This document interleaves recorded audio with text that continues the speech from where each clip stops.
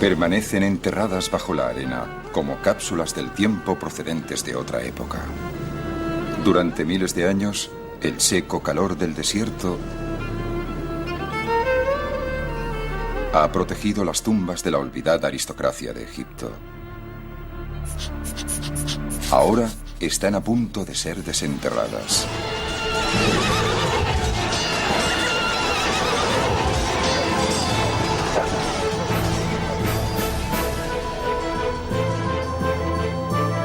Tres hombres están revolviendo las arenas para descubrir nuevos capítulos de la historia egipcia. Tres hombres descubriendo las historias de los nobles que sirvieron a sus reyes desde la época de la grandeza de Egipto hasta sus últimos días.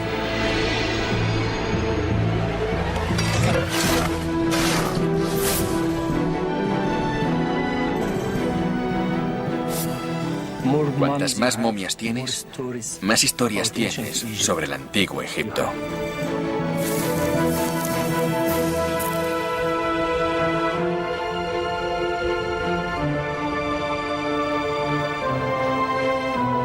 Uno tiene la sensación de que existía un gran afecto, quizá algo más entre el rey y la nodriza.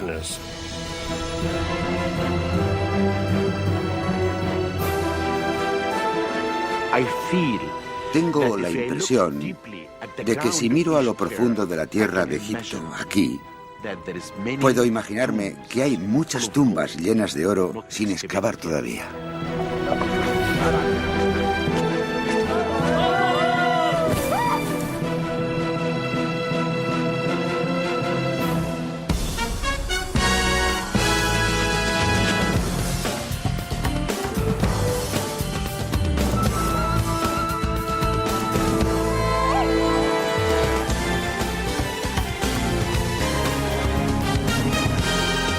Egipto eterno, en busca de las tumbas perdidas.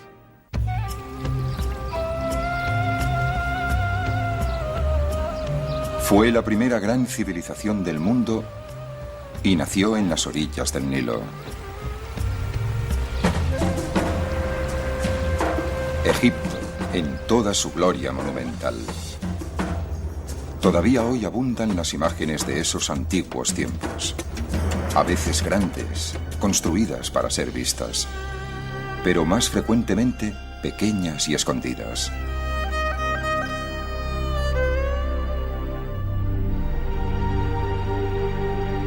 Y todo eso podría haber desaparecido sin dejar rastro si los egipcios no hubiesen estado tan obsesionados con la muerte y la preservación de lo que una vez estuvo vivo.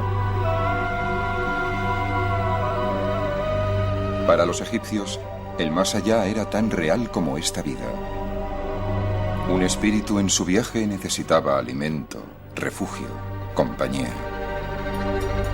Así que los egipcios llenaron sus tumbas con ofrendas y elementos decorativos que reflejaban el viaje del alma en la tierra. Esas tumbas aún tienen una historia que contar, si pueden ser encontradas. Al sur del delta, cerca de las orillas del Nilo, hay un lugar llamado Saqqara. Aquí, hace unos 5000 años, los egipcios construyeron su primera pirámide con la forma de una escalera hacia el cielo para albergar el cuerpo de un faraón.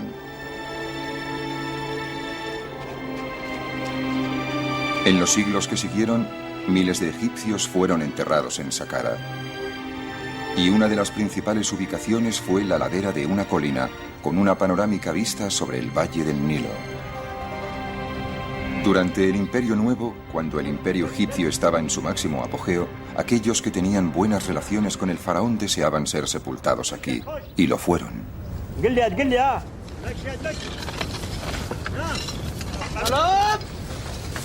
Hoy, esos hombres y mujeres están siendo desenterrados. El arqueólogo francés Alain Siri ha estado supervisando las excavaciones durante las 2 últimas décadas. Si alguien me hubiese dicho hace años y años que yo pasaría tantos meses y años aquí, no le hubiese creído. Algunas veces me pregunto lo que estoy haciendo aquí, jugando con la arena y haciendo cosas así, cuando en realidad no soy un niño. Pero de repente me di cuenta de que estaba haciendo exactamente lo que soñaba.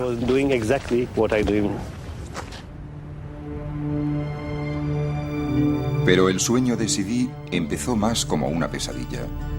Los primeros sitios que excavó estaban llenos de momias de gatos, miles de ellas, restos de los cultos a animales que florecieron durante las últimas dinastías egipcias, cuando los gatos eran venerados y sacrificados por millones.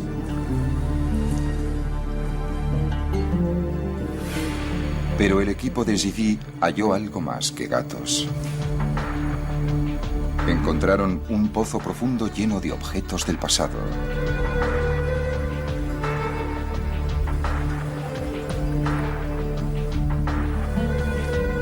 Siguieron cavando más y más y más hondo.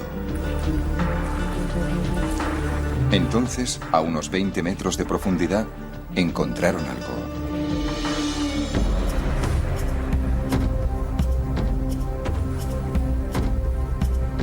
Dispersos entre los escombros, había indicios de que tras años de excavación habían llegado a la cámara funeraria. Entre los objetos había un vaso canopo, utilizado para albergar entrañas y órganos vitales, y su tapadera.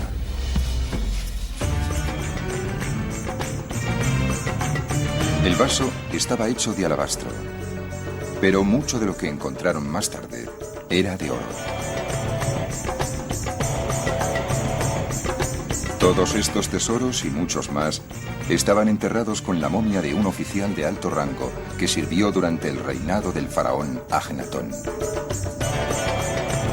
Sidi había hallado su primer noble del Imperio Nuevo. Era el momento de ir a buscar más. El equipo de Sidi fue a trabajar detrás de la ladera frontal de la colina. Se necesitaron años para excavar el laberinto de corredores, pozos y salas que habían sido construidos en la piedra caliza durante el Imperio Nuevo. A lo largo del camino, el equipo de Sidi ha encontrado otras tumbas que pertenecen a los ricos y famosos de Egipto y acaban de desenterrar otra más.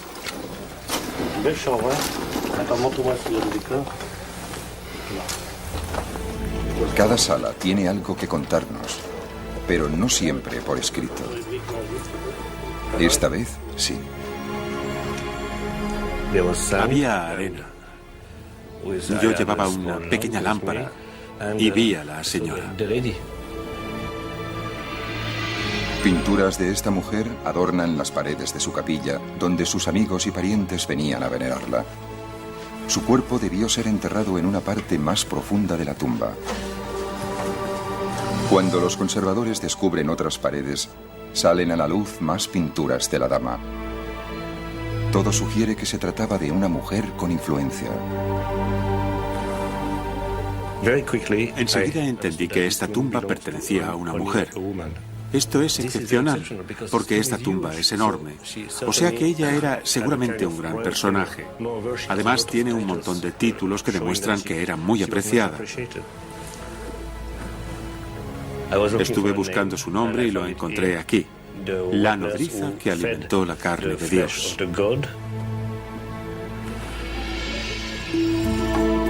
Sidi tradujo su nombre como Maya y pronto supo la razón de su encumbrado rango. En una pintura, Maya está frente a un afeminado joven que lleva una toca de faraón. Este es el dios al que Maya había amamantado. Su nombre era Tutankamón, el faraón Tutankamón.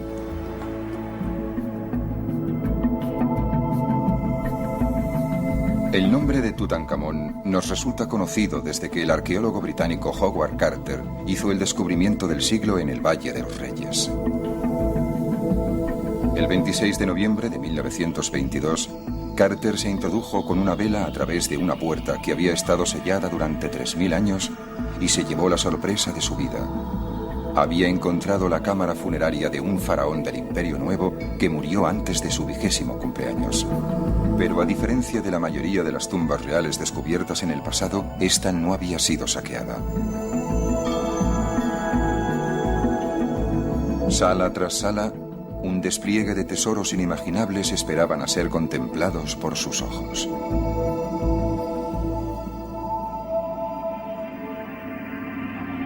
Tutankamón fue sepultado en 3 sarcófagos de oro, en cuyo interior había una máscara de oro puro. Cerca se hallaba una estatua de oro del joven rey. Un trono dorado mostraba al faraón Tutankamón junto a su novia, una niña, posiblemente su medio hermana. El descubrimiento por Carter de la tumba de Tutankamón y todos sus tesoros nos revelaron mucho sobre la muerte del joven rey, pero el misterio ha rodeado siempre su nacimiento. Era probablemente el hijo de Agnatón, el faraón hereje que adoraba únicamente al sol en vez de al tradicional elenco de dioses.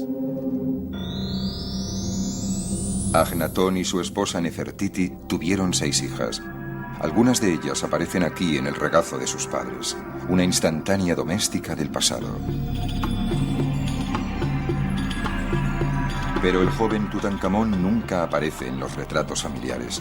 Eso significa que su madre era probablemente una esposa secundaria que murió al dar a luz.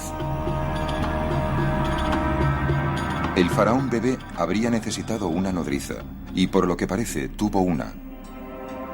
La dama Maya, que casi seguro formó parte del círculo íntimo del faraón. Una nodriza real en la 18ª dinastía no es solamente una niñera, sino una mujer de la corte, porque dar la leche, alimentar la carne del dios, el rey, es algo que desde luego no todo el mundo puede hacer. Lo que es maravilloso es el sentimiento de amor que se percibe entre estas dos personas, especialmente de la mujer hacia el rey. Uno tiene la sensación de que existía un gran afecto, sí, quizá algo más entre el rey y la nodriza. Y a juzgar por la elaborada tumba que se construyó para ella, el joven rey correspondía a ese afecto.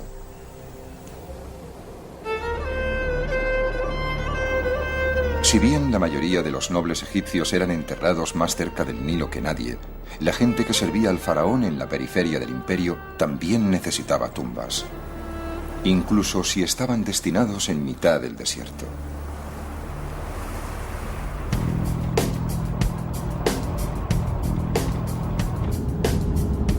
El doctor Zahi Hawass es el jefe de antigüedades de Egipto, el hombre a cargo de todas las antigüedades.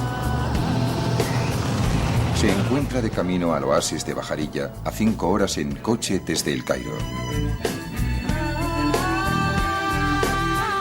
Durante miles de años, el oasis fue una isla de verdor en un mar de arena. Y hoy no es muy diferente, excepto por la moderna ciudad que ha sustituido al antiguo emplazamiento.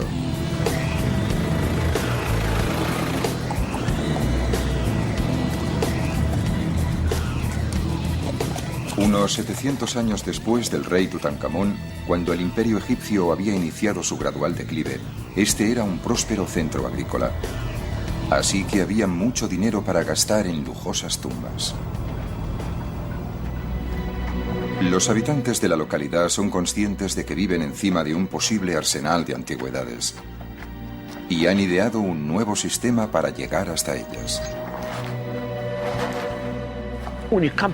Cuando llegas a una población como esta, oyes rumores. Si hay una tumba, significa tesoros, oro. El rumor pasa de uno a otro y crece en la ciudad. Y por eso la gente quiere construir sus casas encima de los tesoros de los faraones. Una casa construida directamente encima de una tumba proporciona al emprendedor propietario de la misma la oportunidad de cavar en su propio terreno cada vez que necesita algo para vender en el mercado negro, siempre hambriento de antigüedades. Esta práctica ha continuado hasta la actualidad y Zahi Hawass quiere acabar con ella. Así que ha tomado una polémica decisión: ordenar el derribe de algunas casas.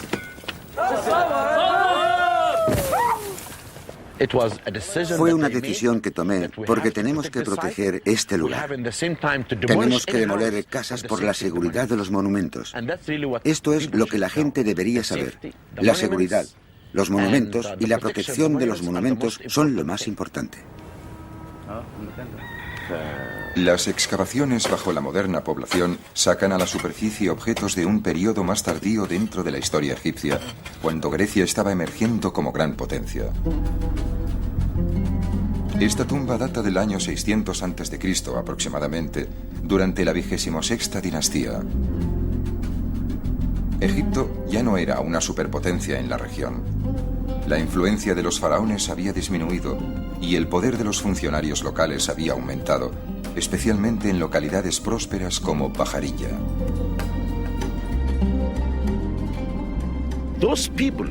Esa gente podía hacerse estas bellas tumbas porque eran ricos.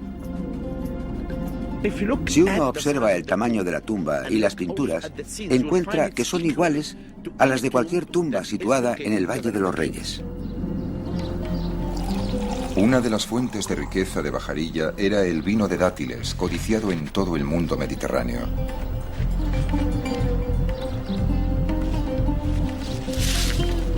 Se podía hacer dinero recogiendo los dátiles y elaborando el vino, e incluso aún más llevando el vino a los mercados del noreste.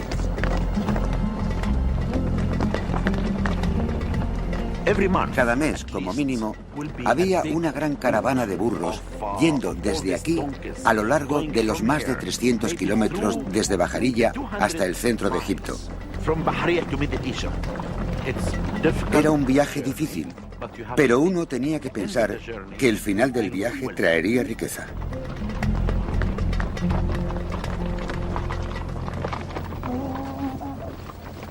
Una de las personas que prosperó fue el gobernador de Bajarilla, otro noble que había servido al faraón.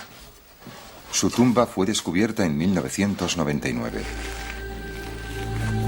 Las inscripciones de las paredes de la tumba nos proporcionan nuevos conocimientos sobre el papel de un administrador provincial en la época en que el imperio se dirigía lentamente hacia su final. Este en concreto se veía por lo visto a sí mismo casi como un igual al faraón.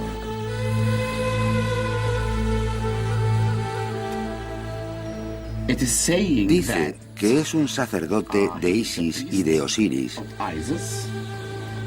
y su nombre es Zed-Hons-Wez-Ang, y está frente al gran dios.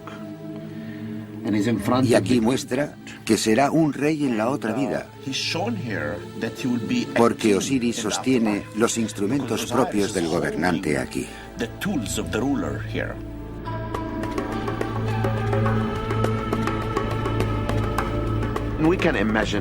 Podemos imaginarnos a Zed-Hons-Wez-Ang penetrando en el interior del templo con sus ropas de sacerdote.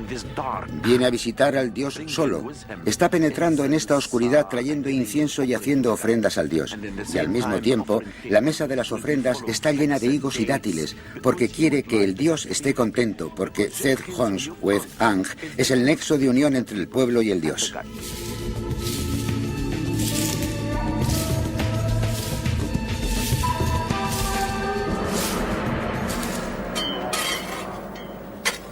Ahora, Zahi Hawass está buscando la tumba de la esposa del gobernador.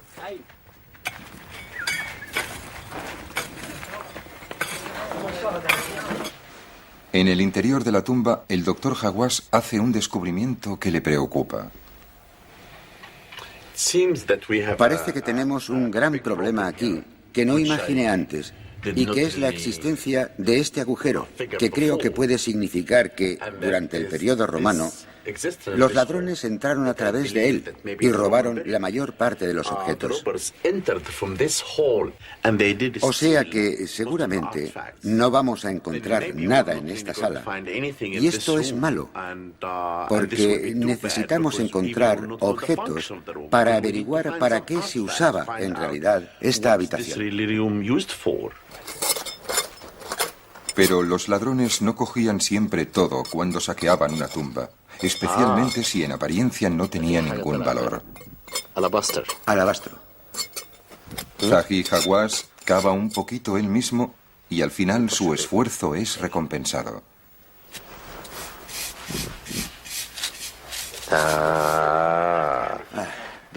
Esto es bonito. Es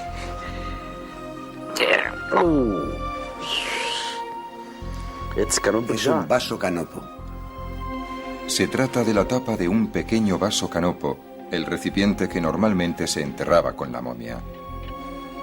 Para un ladrón no era nada.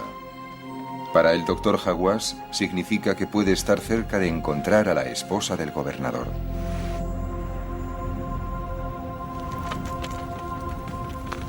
En Saqqara, Alem Zivi todavía está buscando a su dama desaparecida, pero la cámara funeraria de Maya no se encuentra por ninguna parte. Y Zivi sigue topándose con más y más gatos. La mayoría de los gatos fueron enterrados aquí en las postrimerías de la historia egipcia, aproximadamente en la época en que Cleopatra era reina y Julio César gobernaba en Roma. El gran esplendor de los faraones del Imperio Nuevo era ya solo un lejano recuerdo. Sometidos a un gobierno extranjero, los egipcios encontraban consuelo en cultos que requerían el sacrificio de animales.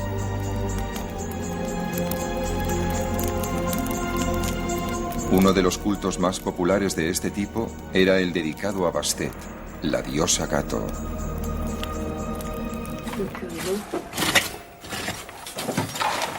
A medida que se desentierran más y más momias de gatos, Zivi decide que ha llegado el momento de estudiarlas más atentamente, de arriba abajo. La tarea recae en expertos de otro campo, los radiólogos Martin y Roger Lichtenberg.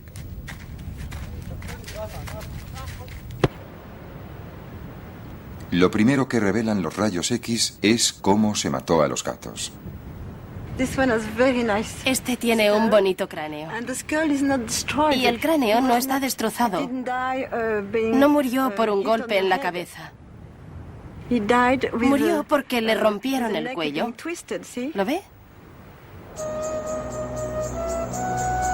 El culto a Bastet alcanzó su momento álgido en Egipto durante los años que siguieron a la conquista de Alejandro Magno en el siglo IV a.C. La gente trataba de ganarse el favor de la diosa, mientras los sacerdotes de Bastet hacían negocio criando gatos para convertirlos en ofrendas.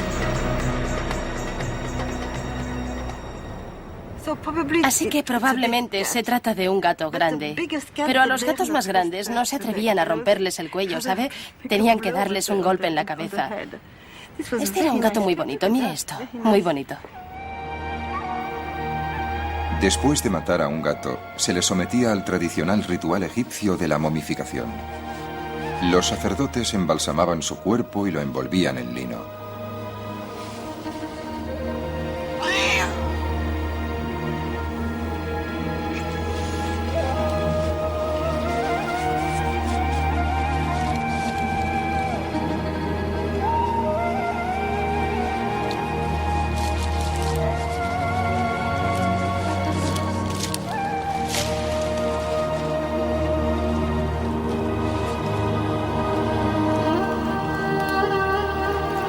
Finalmente, lo colocaban en una de las tumbas.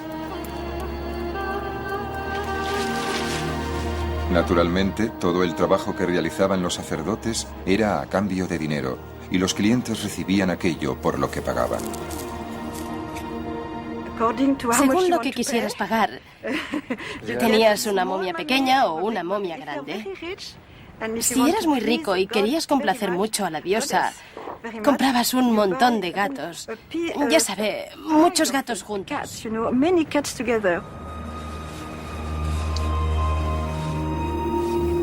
Pero los rayos X sugieren que los sacerdotes hacían trampas a veces.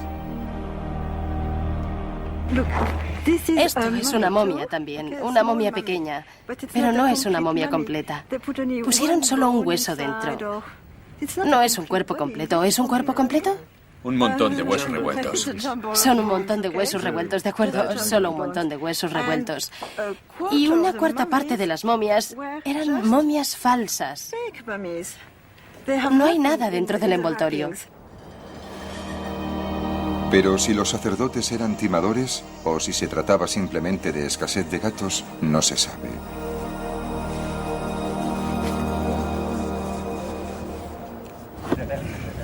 Mientras las momias de gatos son examinadas, otro miembro del equipo de Zivi, Patrick Deleuze está llevando a cabo un reconocimiento exhaustivo del terreno. No podemos mirar este lugar solo desde fuera. Tenemos que imaginárnoslo, ver cómo es desde dentro, y ahora solo tenemos una primera impresión. Cada cámara es medida con precisión y su situación en el interior del complejo funerario es determinada con toda exactitud. Tenemos galerías, pozos, capillas. A veces encontramos tumbas con diferentes niveles. Es un conjunto de tumbas y de monumentos subterráneos muy complejo el que se esconde aquí detrás. Y es muy difícil hacerse una idea desde fuera. A partir de las mediciones, es posible saber cómo debía ser la tumba de la nodriza del faraón Tutankamón cuando se construyó. Sus rasgos más destacados son su tamaño y su complejidad.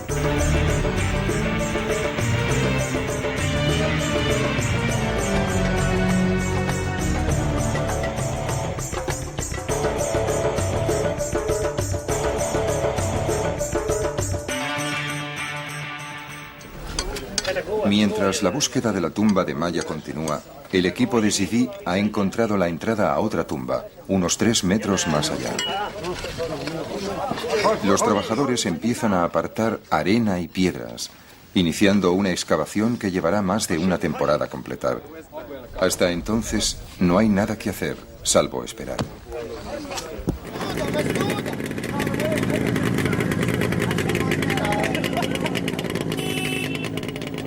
Unos 320 kilómetros hacia el oeste, en Bajarilla, la búsqueda de la esposa del gobernador ha dado resultados. Los trabajadores de Zahi Hawass han encontrado otro sarcófago bajo los escombros. Tal y como esperaba, pertenece a la esposa del gobernador, una mujer llamada Nas. A primera vista, sus temores de que la tumba hubiese sido saqueada en el pasado parecen confirmados. Pero cuando los restos son examinados con detalle, otra historia sale a la luz. Se descubren más de 100 objetos, y la mayoría de ellos son de oro. Estos son algunos de los tesoros que hemos hallado, y son muy bonitos, como este.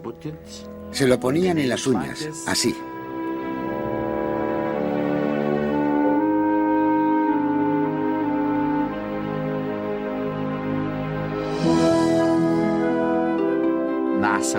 Nas fue realmente hermosa.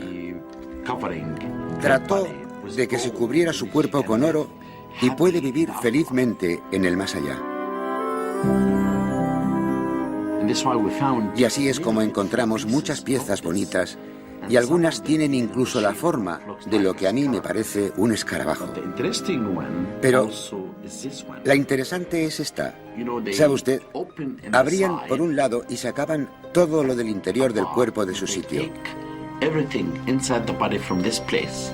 Aquí es donde cubrían la zona momificada con esta pieza de oro tan bella. Y esta es pesada. La ponían bajo la lengua. Y esta es mi pieza favorita. Me gusta mucho. Mire esto. Ella puso el nombre del rey en su corazón, porque él era el protector de Egipto.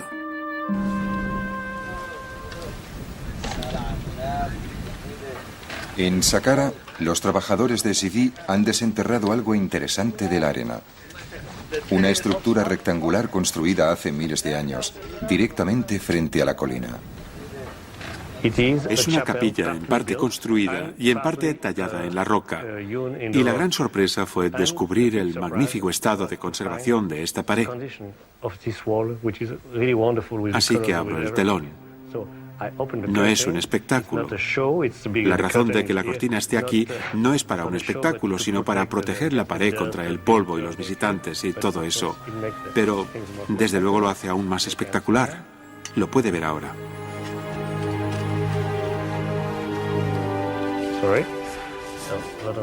Gran parte de la capilla está aquí. Es absolutamente maravilloso.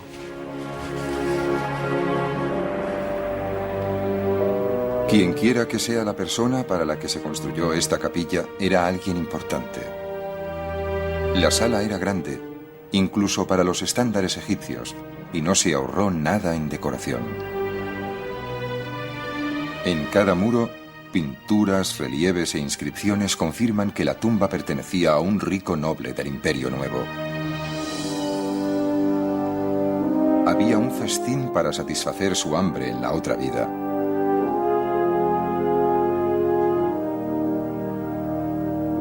Y servidores para colmar todos sus deseos.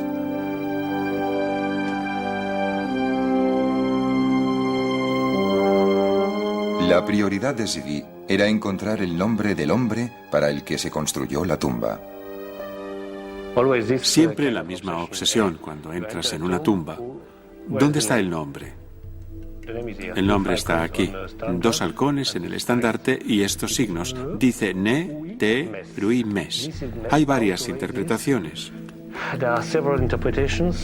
Yo elijo Neteruimes, el hombre que nació de los 2 dioses. Los 2 dioses son Horus y Set. Zivi no había oído antes el nombre de Neteruimes. No sabe quién era ni qué servicios prestó al faraón. Se puede ver el nombre del hombre, Neteruimes, aquí y aquí. Otras inscripciones en una cercana columna derrumbada sugieren que Neteruimes era un hombre culto e influyente y que sabía leer y escribir. Hay un montón de epítetos. Un hombre de sabiduría, un hombre que sabe cómo hablar, cómo escribir. Tenemos la impresión de que se trataba de un hombre orgulloso de su cultura. Neteruimes tenía una capacidad que pocos poseían en su sociedad. Podía escribir, y eso por sí solo le habría asegurado un cargo de la más alta categoría. Leer y escribir. La capacidad de escribir es la fuente de poder en muchas sociedades y un funcionario en Egipto es alguien que puede escribir. Pero Zivi está seguro de que Neteruimes fue algo más que un simple escriba para haber merecido una tumba tan opulenta. Obviamente había servido al faraón y le había servido bien. Pero ¿en qué puesto?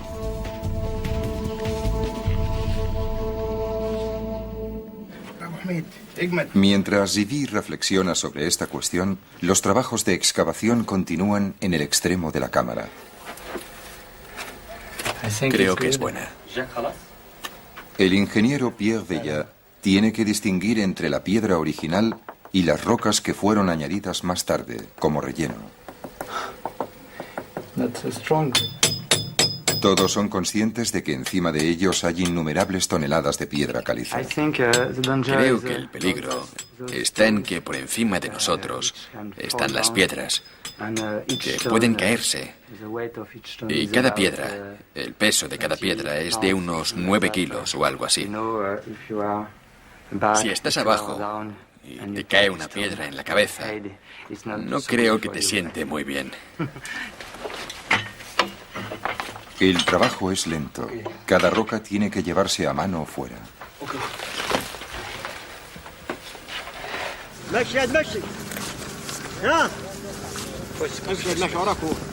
Pero finalmente se abren paso y encuentran algo.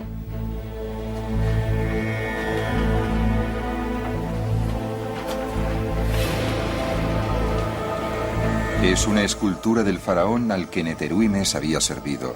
Una pequeña estatua de un rey que tuvo gran importancia en la historia egipcia. Se le conocía como Ramsés el Grande. Ramsés fue un faraón entre los faraones.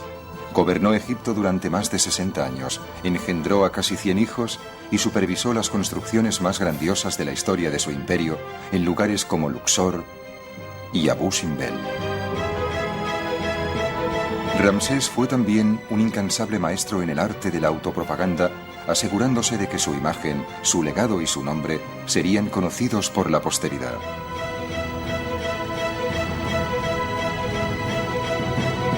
El hecho de que Neteruimes hubiese trabajado para el más grande de todos los faraones constituye un dato vital, y otros descubrimientos seguirían a este.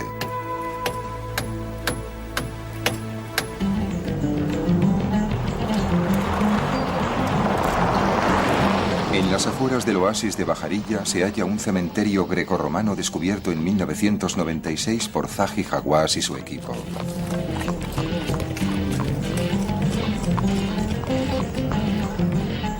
El doctor Hawass ha vuelto a ver cómo progresan las excavaciones. Ha designado al arqueólogo egipcio Tarek El Awadi para supervisar los trabajos. El cementerio cubre unos 22 kilómetros cuadrados, cubiertos en su totalidad por toneladas de arena. En cualquier sitio en que uno excave se encuentra una tumba, eso está claro. Si miras al suelo, en todas partes encontrarás señales de pequeños montículos. Si tienes un montículo que tenga algún tipo de objeto como cerámicas, quiere decir que hay algo debajo. Y por lo tanto, si miras en esa zona y excavas un poco en la arena con las manos, encontrarás la entrada de la tumba. Entonces empiezan las excavaciones, y lo más importante cuando excavas es que tienes que tener cuidado porque debajo hay momias. El cementerio fue descubierto accidentalmente cuando un burro pisó un agujero y apareció una tumba debajo. En el interior de la tumba había momias, muchas momias. La mayoría eran doradas y estaban en muy buenas condiciones.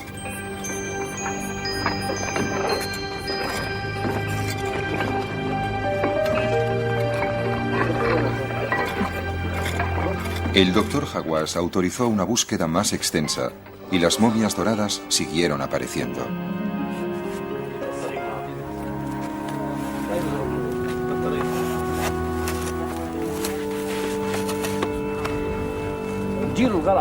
En el curso de su trabajo en el cementerio, Tarek se ha convertido en un gran conocedor de la arena y de sus sutiles cambios.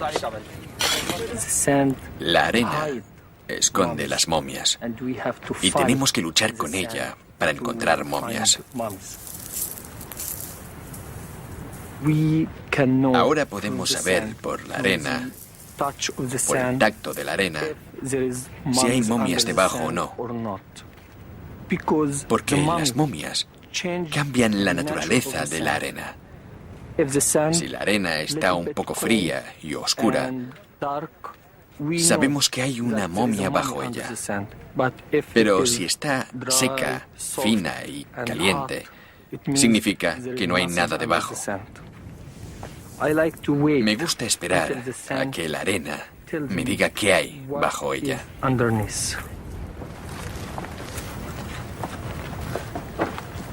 Tarek ha hecho algunos nuevos descubrimientos y Zahi Hawass está impaciente por verlos.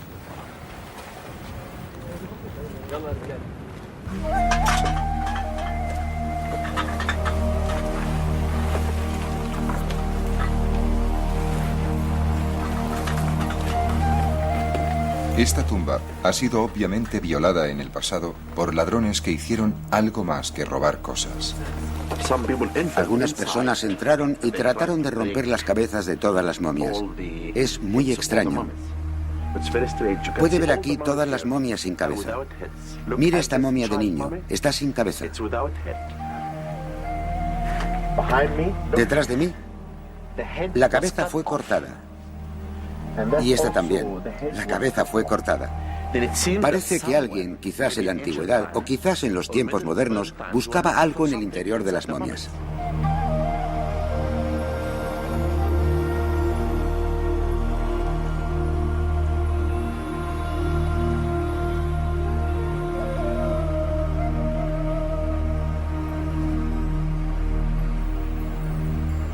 Unas pocas de las momias que aparecen permanecen intactas, pero la mayoría han sido destrozadas sin ninguna consideración por lo que los egipcios consideraban como sagrado. Los egipcios vinieron aquí, excavaron este recinto en la roca, momificaron sus cuerpos, gastaron dinero en ellos, pensaban que aquí yacería su cuerpo y descansaría, un más allá bueno. Y luego viene alguien y lo destroza todo. Huesos rotos, cabezas rotas, momias rotas. Esto es algo que personalmente me disgusta, me molesta mucho. Sin embargo, incluso esta destrucción nos cuenta algo. Tarek cree que es posible que algunas de las momias sin cabeza sean el resultado de alguna antigua enemistad entre familias, en que incluso los cuerpos de los niños eran decapitados en un acto de venganza por alguna olvidada disputa.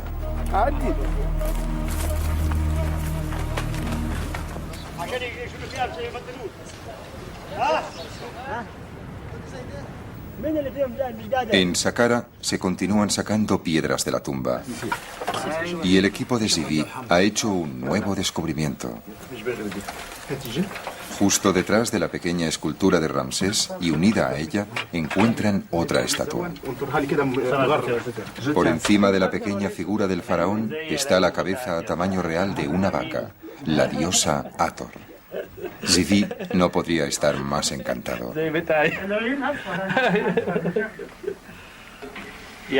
Me ha preguntado si los ojos de la vaca son verdes o azules. Yo digo que son igual que tus ojos, hermosos. En una de sus numerosas formas, Hathor era una protectora de los muertos que estaba allí para garantizar que Neteruimes tuviese un paso seguro al más allá.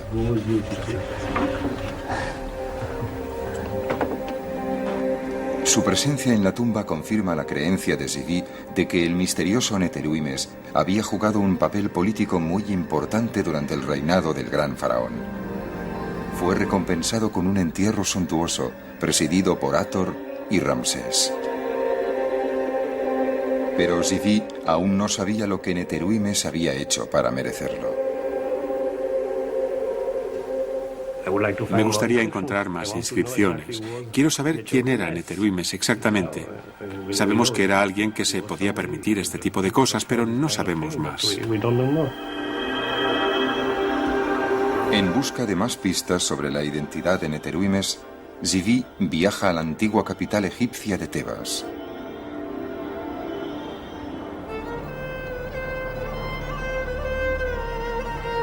Hoy se llama Luxor y está llena de monumentos construidos por Ramsés en su propio honor, así que es posible que se mencione a Neteruimes en algún lugar.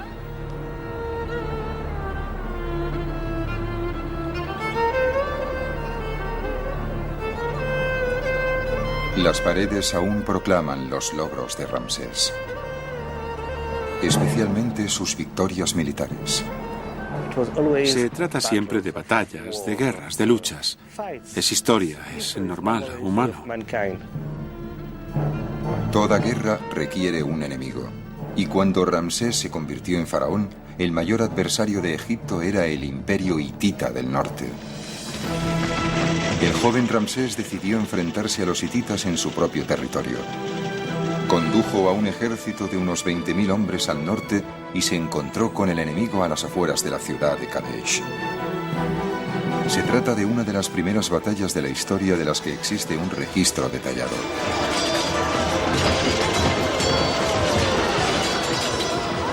Los espías hititas condujeron a los egipcios a una emboscada. Ramsés y unos pocos centenares de sus hombres fueron separados del resto del ejército e inmovilizados cerca del río Orontes. Era una situación desesperada, hasta que una división de reserva de la infantería egipcia lanzó un contraataque, llevando al enemigo hasta el río y rescatando a su faraón. Ramsés regresó a Egipto e inmediatamente proclamó una gran victoria.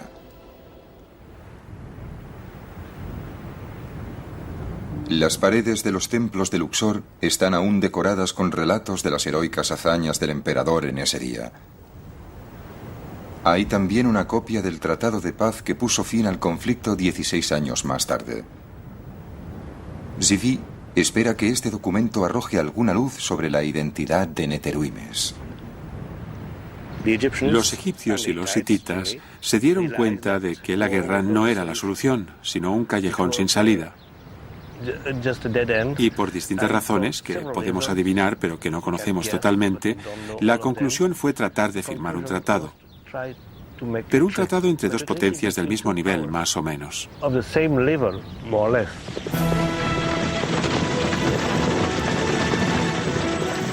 Las negociaciones fueron largas y complicadas, pero terminaron con un acuerdo y con la firma de un tratado de paz que expresaba los términos del mismo.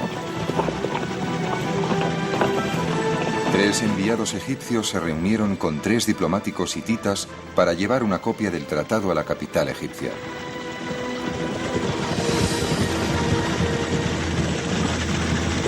Parecía que la amistad sucedería a la hostilidad. Cada parte se comprometía a no atacar primero a la otra. En caso de ataque por una tercera parte, formarían una defensa común. Habría un intercambio de prisioneros y un pacto de extradición. El tratado fue grabado en una tabla de plata en escritura cuneiforme y presentado al faraón. Ramsés, a su vez, lo hizo grabar en las paredes de los templos de Tebas.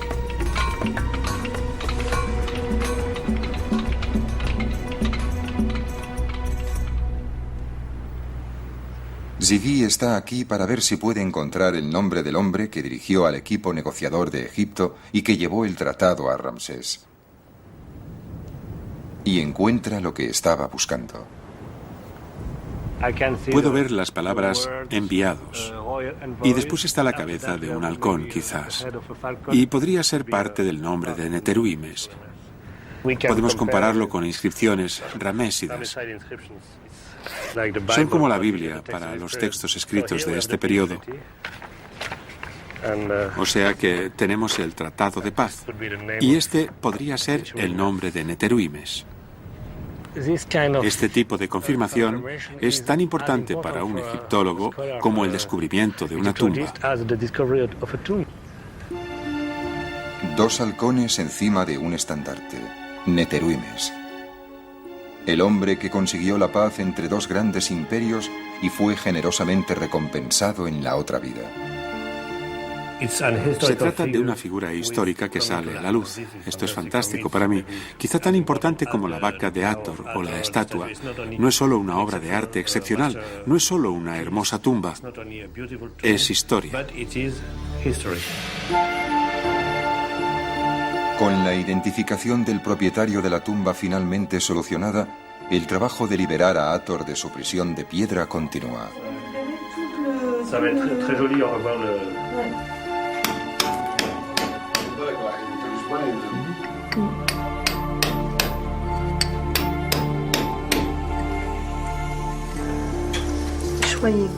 Anne Liegey inyecta un adhesivo en la piedra para preservar las finas capas de pintura de 3000 años de antigüedad.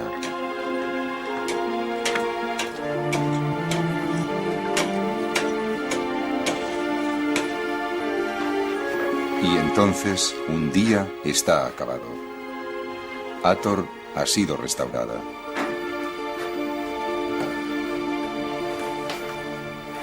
Esta es la vaca más bonita que he encontrado nunca y que nunca encontraré, estoy seguro.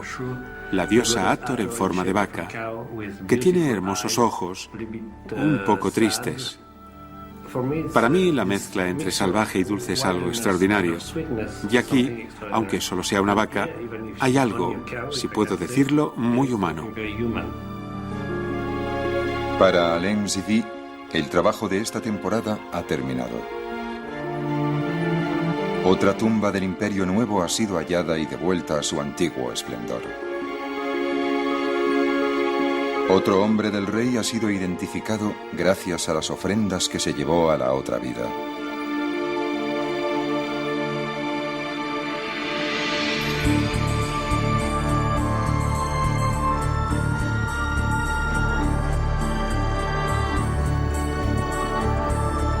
El trazado de otra tumba se añade al plano del complejo funerario. Y el próximo año será el momento de extraer otra capa de arena.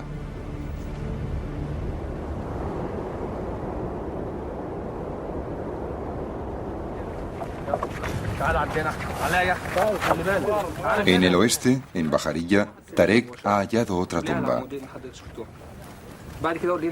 Zahi Hawass está allí para inspeccionarla.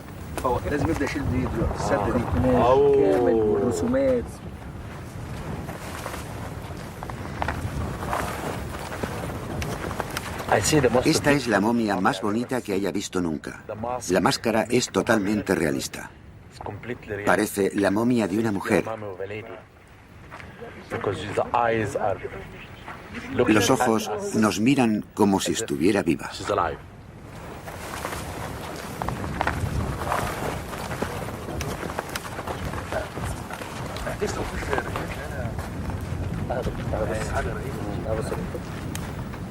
Soy un hombre afortunado porque he encontrado esta tumba. Es algo increíble.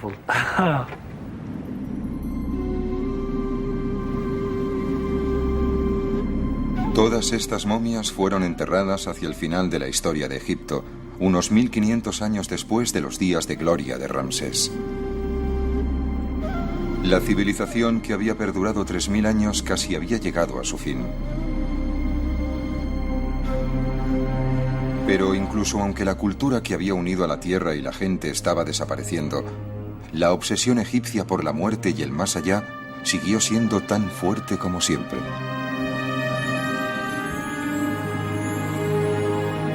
Lo que antes había sido una prerrogativa de los faraones y luego de sus servidores, fue adoptada con el tiempo por las clases altas y medias.